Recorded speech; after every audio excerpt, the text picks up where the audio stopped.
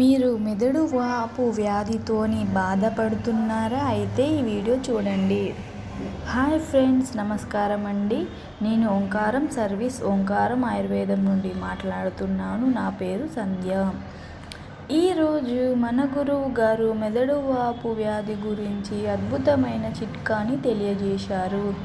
అది ఏంటంటే, మెదడు వాపు వ్యాధి ఉన్నవారు జీలకర్ర, ఏలకులు, దాల్చిన పట్టలం చూర్ణం, వెదురుపప్పు, ప్రవల, ముత్య భస్మాలు తగినంత కలిపి చీని పంచదార వేసి అరగ్లాసు కషాయాన్ని 2 గంటలకోసారి తాగుతూ ఉండాలి.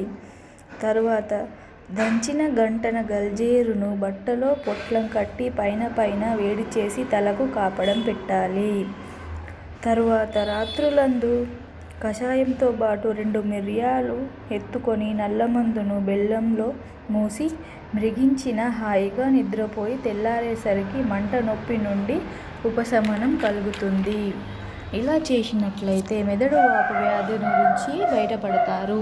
ఈ వీడియో కనుక మీకు నచ్చినట్లయితే లైక్ చేయండి, షేర్ చేయండి, సబ్స్క్రైబ్ చేయండి.